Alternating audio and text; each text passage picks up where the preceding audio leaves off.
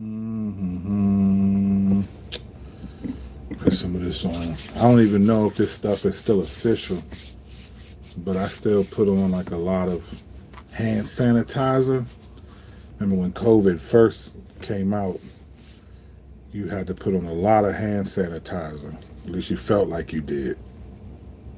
And now I just do it. So I still have hand sanitizer handy.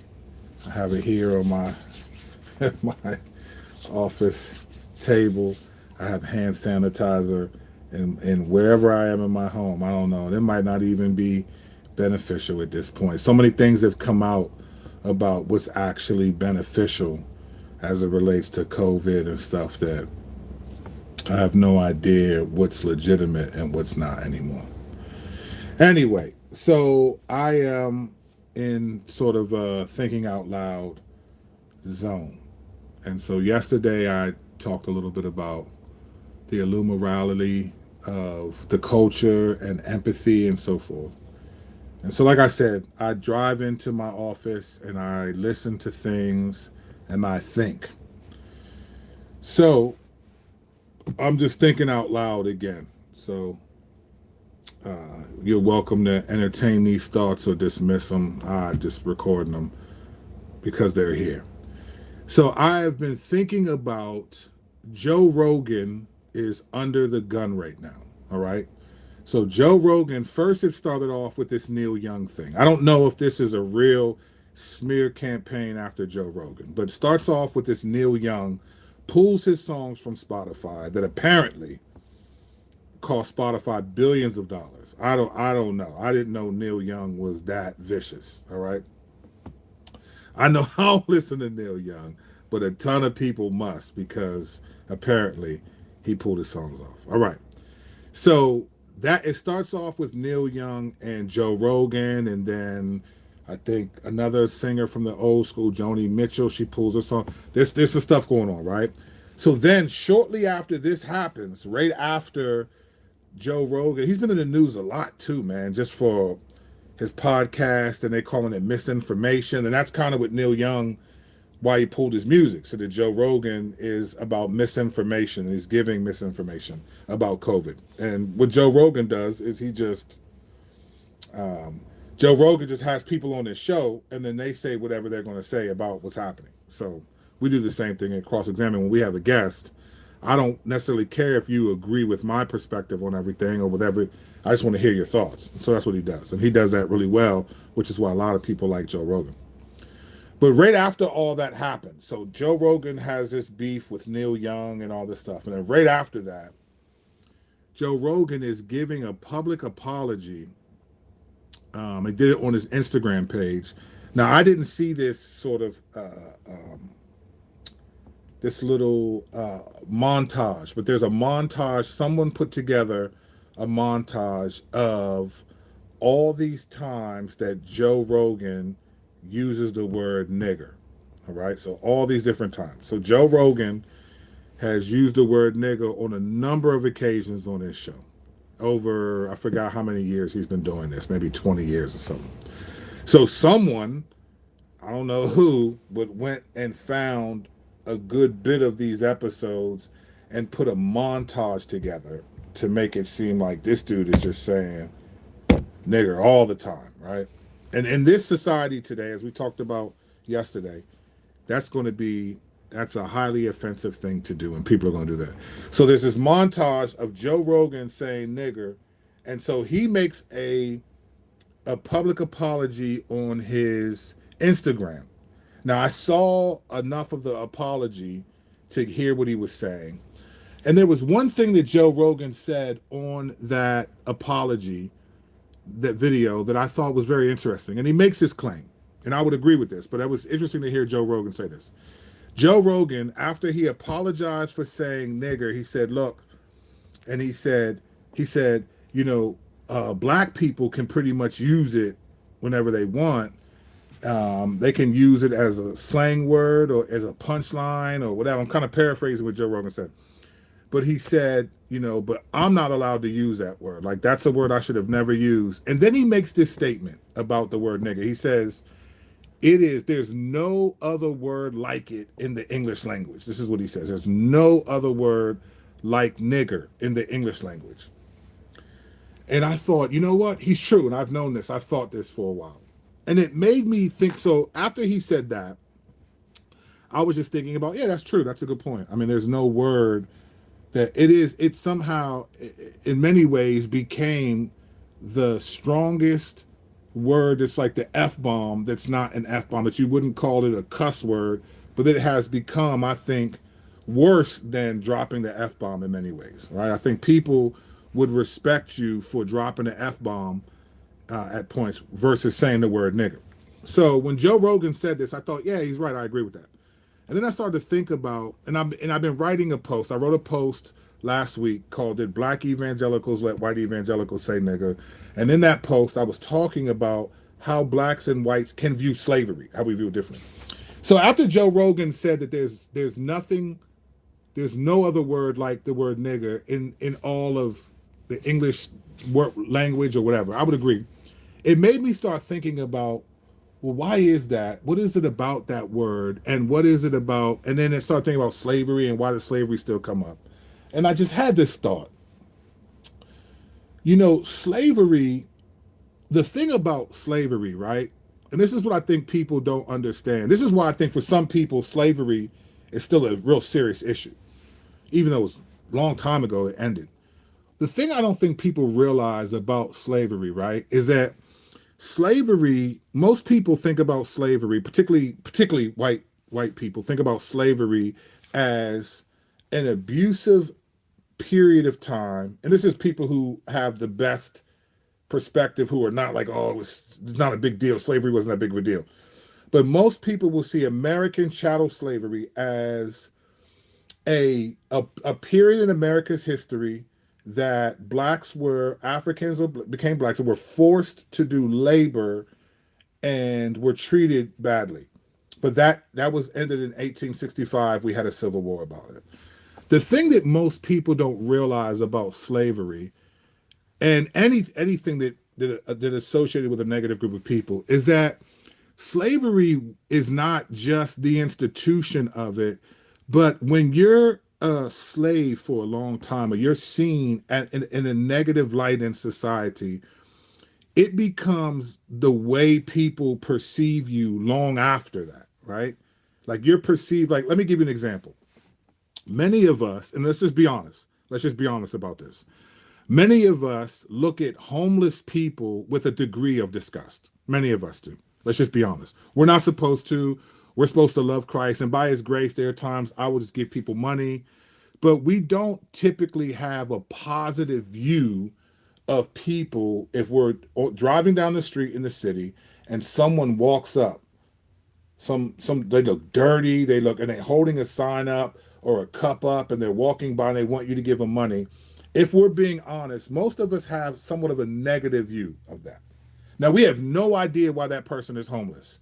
That person could have been an upstanding, productive citizen in society, and had something happen. They may have been swindled. Anything could have happened.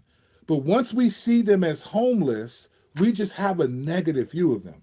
And if we're honest, again, we're being honest here. We're not talking about what we should do in Christ. We're being honest here.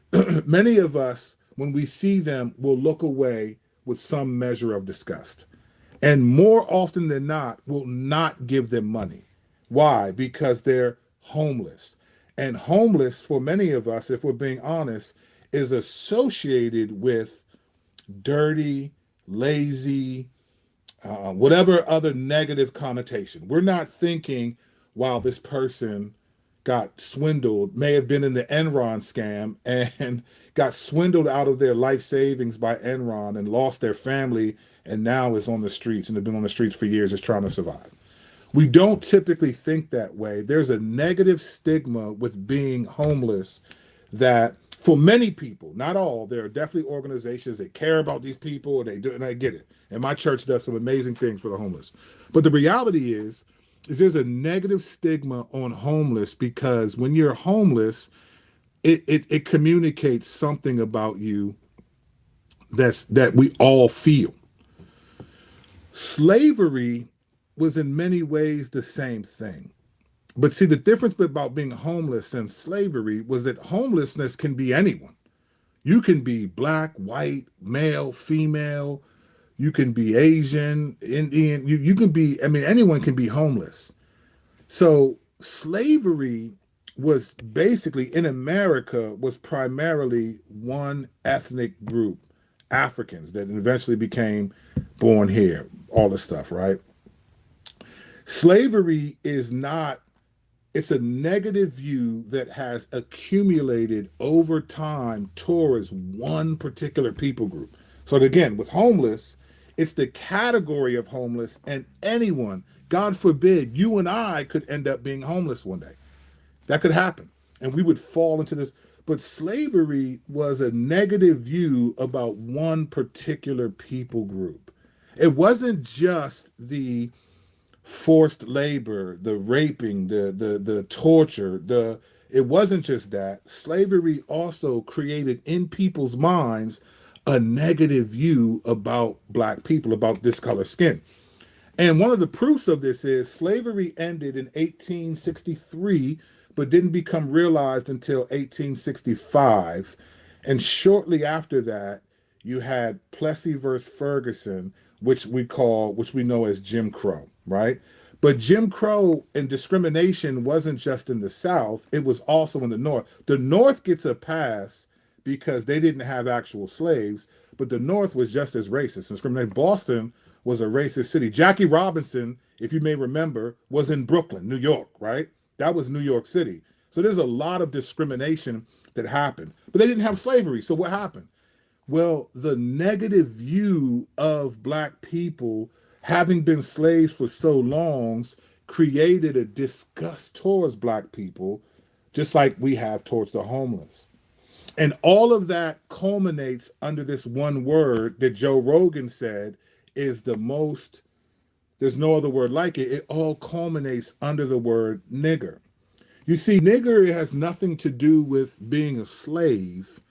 Nigger has to do with the full negative impact and the way that we view you because of your skin color. See, nigger is actually a statement about your place in society and how you're viewed. It has nothing to do with being a slave at all. It may have been created to talk to slaves that way, but it really isn't about slavery.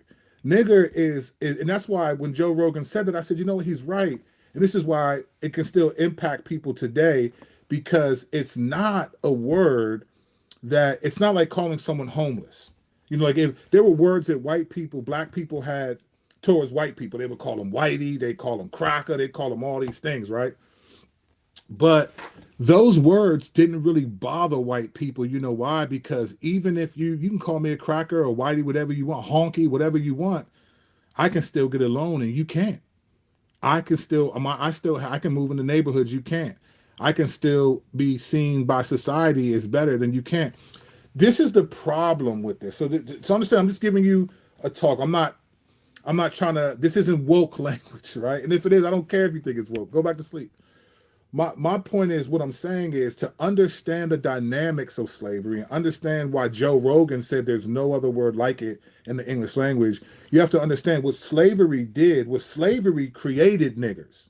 Slavery created a negative, disgusting view towards a particular group of people based on their skin color and their class in society. And that translated a lot. Yes, Brandon, Paula Dean does come to mind from Frustrated Christian. It translates a lot.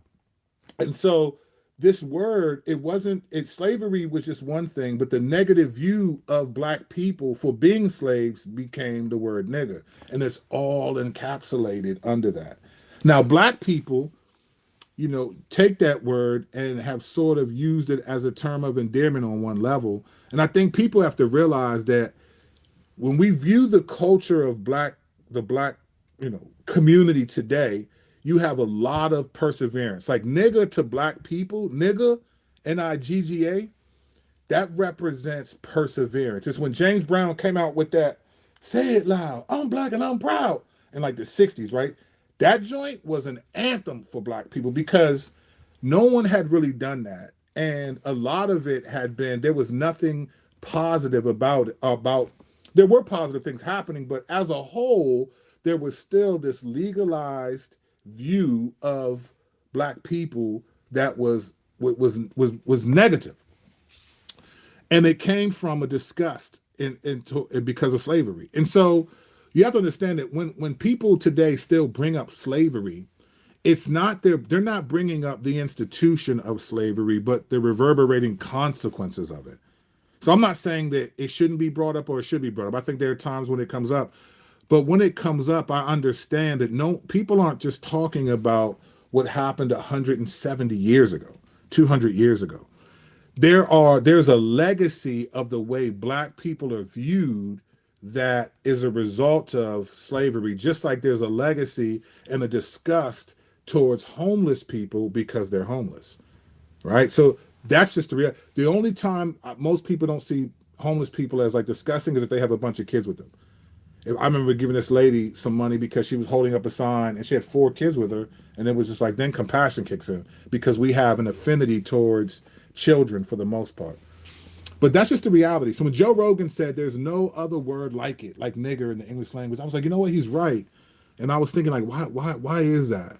And I think a lot of it is due to what I'm saying now is that slavery, even though nigger was used for slavery, slavery created nigger, and nigger is the negative view towards black people that we have. For one, being slaves, being in the lower class of society, and then now black people being prone to violence and criminality. I don't know how many of you know about this. There's this gene called the MAOA gene, or MAOA gene, that is supposed to be in black people that makes us more prone to violence and criminality.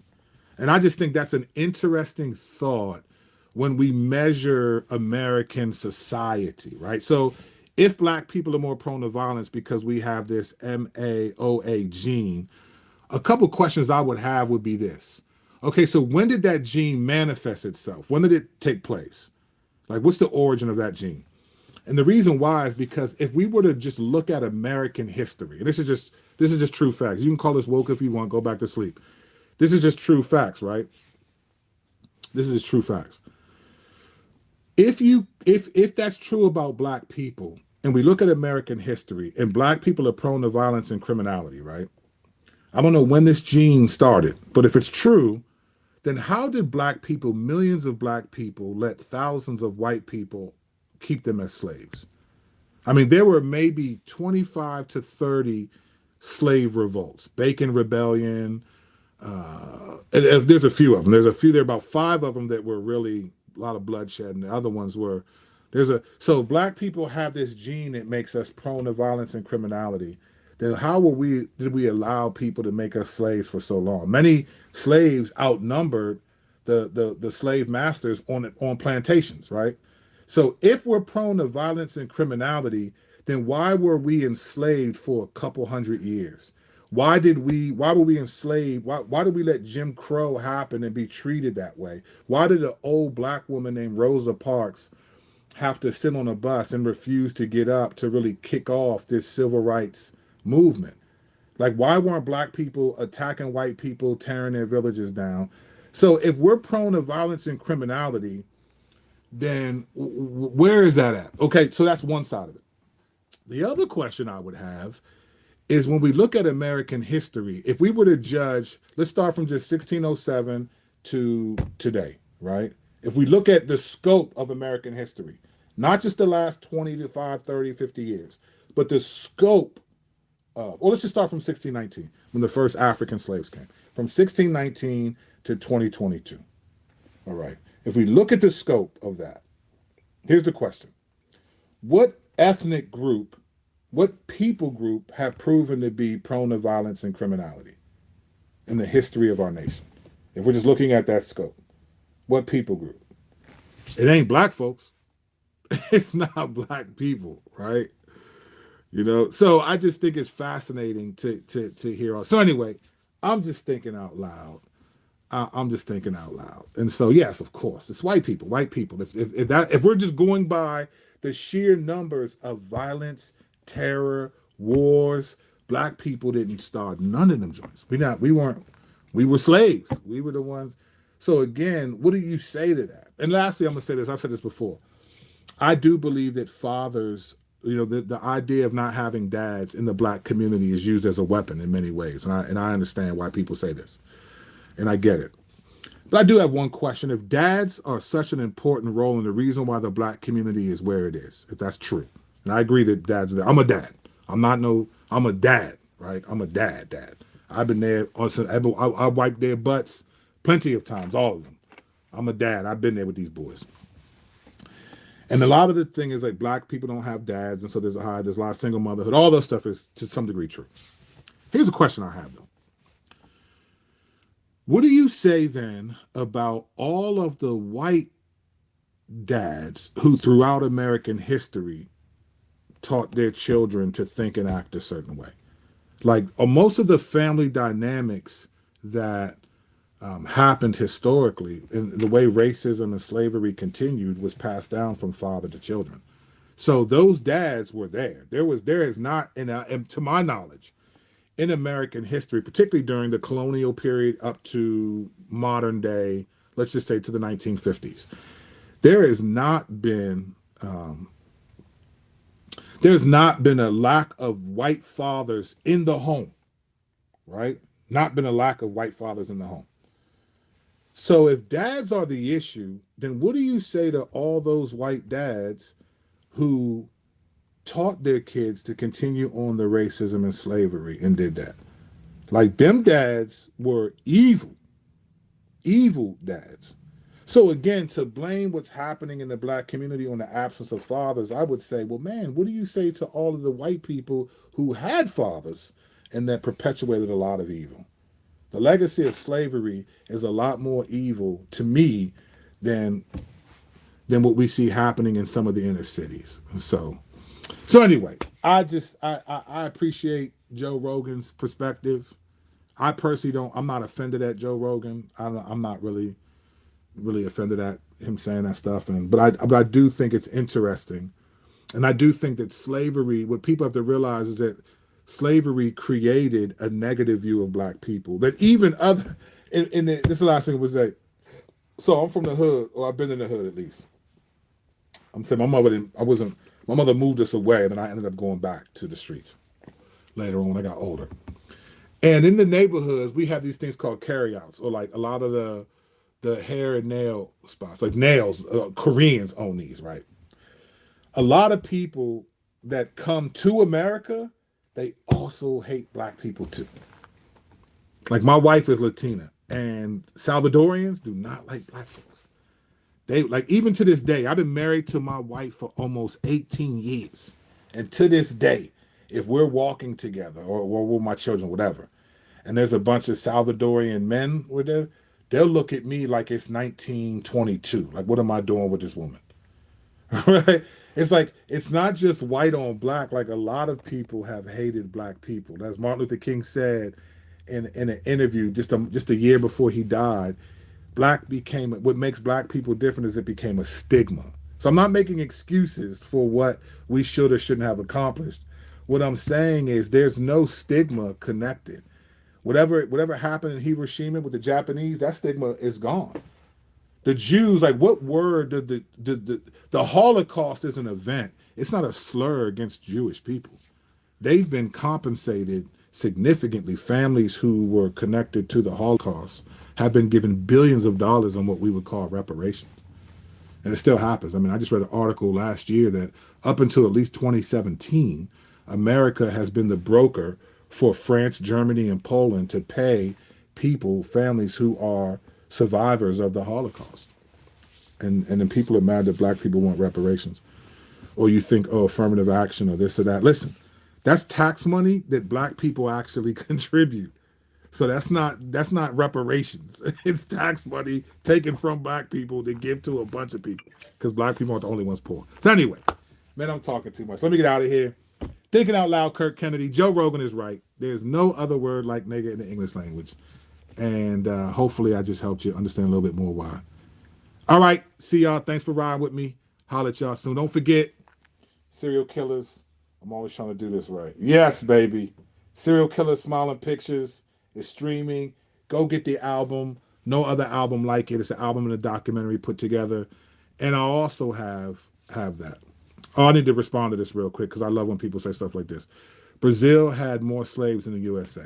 Okay. Cool. That's cool. And he said one more thing. Let's keep the party going. The USA and Brazil had more African slaves than the USA, and they were treated worse than the USA. You know what? That's cool. But Brazil doesn't pride itself on being a Christian nation. Brazil didn't, if you can show me that the church, people who believe in Jesus Christ, were some of the largest supporters of slavery, then you got a point, right?